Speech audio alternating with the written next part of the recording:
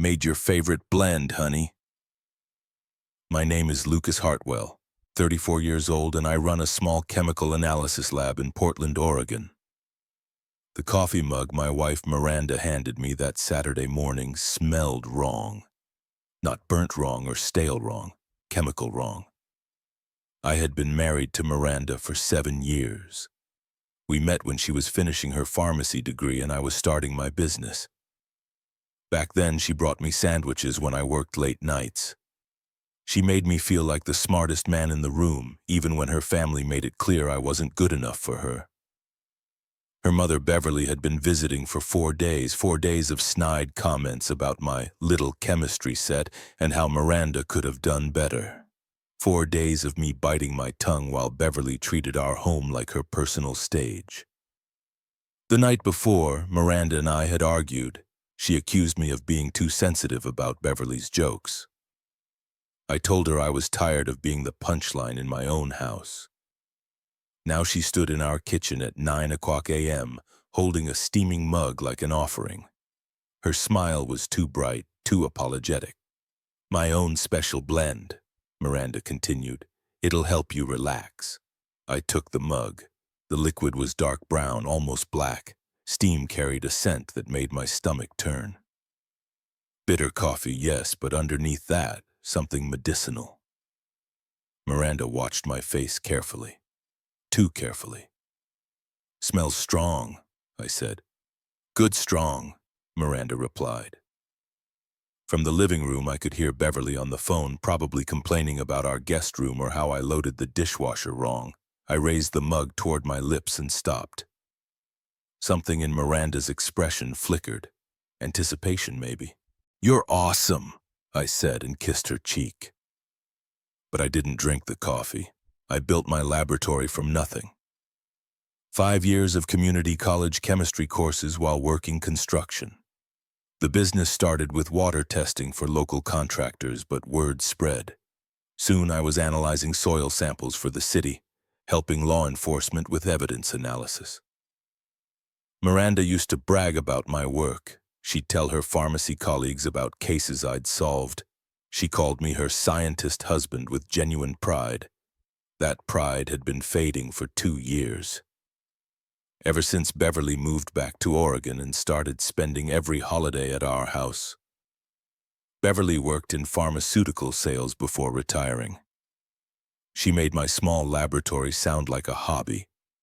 At first, Miranda defended me, but those defenses grew weaker each visit. Then they became silence. 3 months ago, Miranda suggested I should pivot my career. Maybe get a job at one of the big labs in Seattle. Yesterday morning, I'd overheard Miranda on the phone with Beverly discussing my stubbornness about keeping the lab. Miranda said maybe I needed something to help me see things more clearly. Beverly laughed and said she knew exactly what Miranda meant. Now, holding this strange-smelling coffee, I wondered if they'd been talking about something else entirely. Beverly walked into the kitchen carrying her phone and a look of practiced annoyance. She'd been complaining about the coffee maker. She reached for the mug sitting next to mine. "Finally, something that smells decent in this house." I watched Miranda's face go pale. "Beverly, wait!" Miranda started, but Beverly had already taken a long sip. She paused, made a face, then shrugged. "Weird aftertaste, but whatever. I need caffeine." Miranda looked at me with panic in her eyes. I looked back calmly. Neither of us moved to stop Beverly from finishing half the mug. "Lucas," Miranda said carefully, "you should drink yours while it's still hot." I picked up my mug, the one Beverly hadn't touched, the one that smelled like normal coffee. "This one?" I asked. "No, Miranda stopped herself. I understood then. 2 mugs. 2 different contents. One for me, one that Beverly had just consumed by mistake. "I think I'll wait," I said. "Let it cool down." Beverly finished her coffee and went back to her phone. Miranda busied herself cleaning dishes that were already clean. I sat at the kitchen table and watched both of them. If you're enjoying watching family dynamics get toxic in real time, make sure to subscribe. Because Beverly's about to learn that some people shouldn't mess with other people's drinks. An hour later, Beverly started complaining about stomach cramps. Mild at first, then more intense. "Did you use expired milk?" Beverly accused Miranda. "Maybe you ate too much rich food last night," Miranda suggested nervously. Both seemed genuinely confused about what could be causing the problem. By noon, Beverly was vomiting and experiencing severe diarrhea. She was pale and shaky. "Someone needs to call a doctor," Beverly demanded. Miranda was pacing the house, wringing her hands. "I can't understand what's happening." I could understand perfectly. While Miranda helped Beverly to the guest bathroom for the fourth time, I carefully poured the remaining contents of my mug into a clean sample vial. Then I washed the mug thoroughly. By evening, Beverly was stable but exhausted. Miranda insisted we take her to the emergency room. The doctors found nothing immediately dangerous. Possible food poisoning, they said, or a 24-hour bug. Monday morning, I took that sample to my laboratory. The results came back Tuesday afternoon. Gas chromatography mass spectrometry doesn't lie. The coffee sample contained regular coffee, cream, sugar, and concentrated senna leaf extract, a powerful laxative that causes severe gastrointestinal distress and temporary incapacitation. Someone had deliberately prepared coffee designed to make the drinker violently ill. That someone was my wife. I drove home early. Miranda was preparing dinner like nothing had happened. "How are you feeling?" I asked Miranda. "Fine," she said, worried about Beverly, but fine. "And how am I supposed to be feeling?" She paused, wooden spoon halfway to her mouth. "What do you mean?" "I mean, if I had drunk that coffee instead of Beverly, how would I be feeling right now?" The spoon clattered against the pot. Miranda turned to face me, and I saw calculation in her eyes. "I don't know what you're talking about," Miranda said. "Senna leaf," I said quietly. "Concentrated extract, enough to cause severe symptoms for 6 to 8 hours.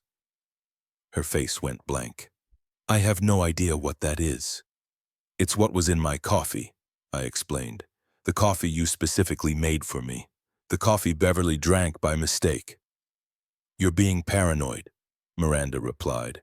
"I'm being scientific. I tested the sample. I have the results." Miranda crossed her arms. "You tested what sample?"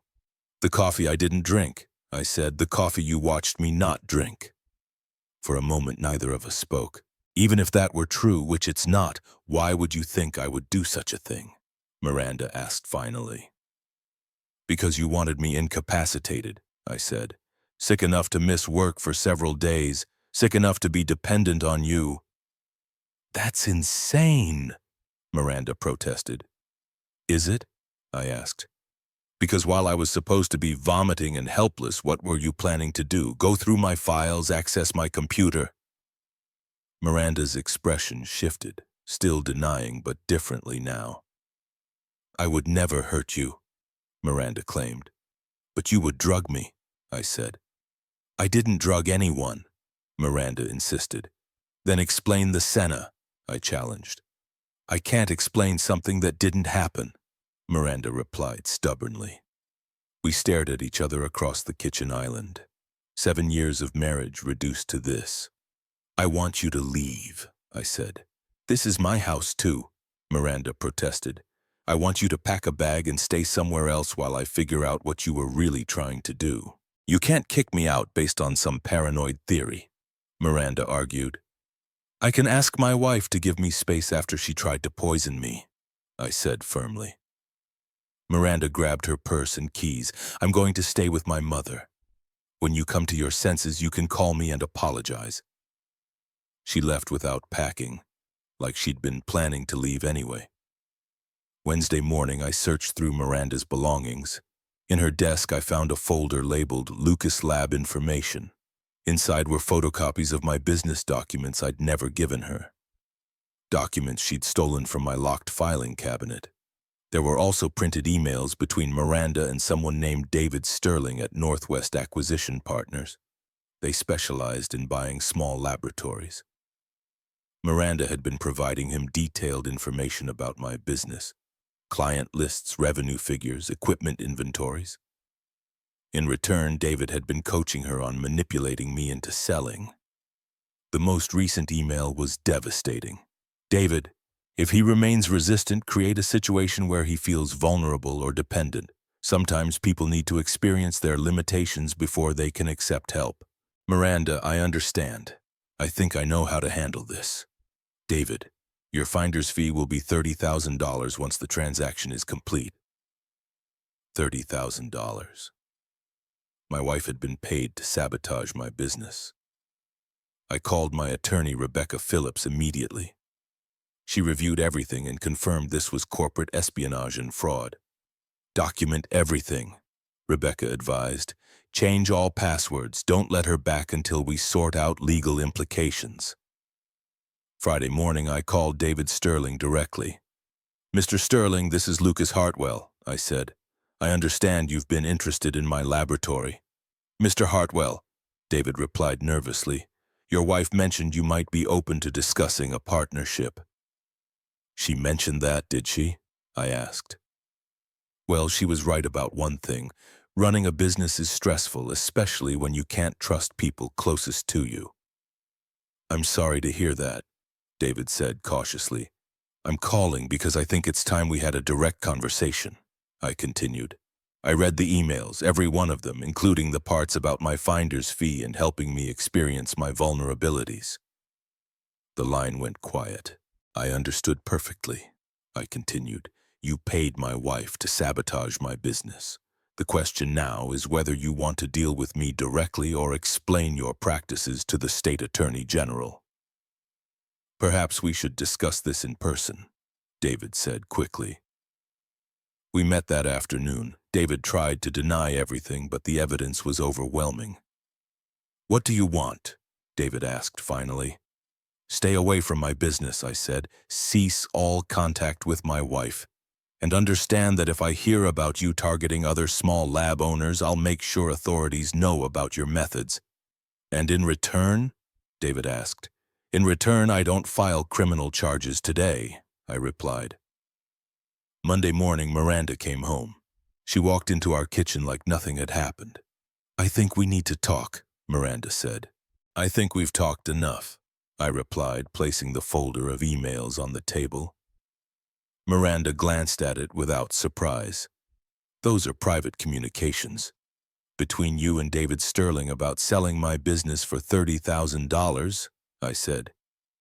You went through my personal belongings, Miranda accused. You went through my business files, I countered. You stole 7 years of my work and tried to sell it to strangers. I was trying to help you, Miranda claimed. By poisoning me? I asked. I never poisoned anyone, Miranda denied. Senna leaf extract, I said, designed to make me sick and dependent, just like David suggested. Miranda closed the folder. You can't prove intent. I can prove conspiracy, corporate espionage, and attempted assault, I said. The state licensing board would be very interested. So would David's corporate compliance department. What do you want, Lucas? Miranda asked, defeated. I want you to sign divorce papers, I said. I want you to relinquish any claim to my business. I want you to move out permanently. And if I refuse? Miranda asked. Then I file criminal charges and make sure everyone in this industry knows what Northwest Acquisition Partners does to small business owners, I replied. Miranda moved out Thursday. She took her belongings and left everything else. The divorce was finalized the following month without contest. David Sterling sent me a formal letter stating his company would not pursue opportunities in the Pacific Northwest. He included a check for $30,000 representing consultation fees being returned. I used the money to upgrade my equipment. 6 months later, my business was stronger than ever. Word had spread about my discretion in handling sensitive matters. I was busier than I'd ever been. On a quiet Sunday morning, I made myself coffee in the same kitchen where Miranda had tried to poison me.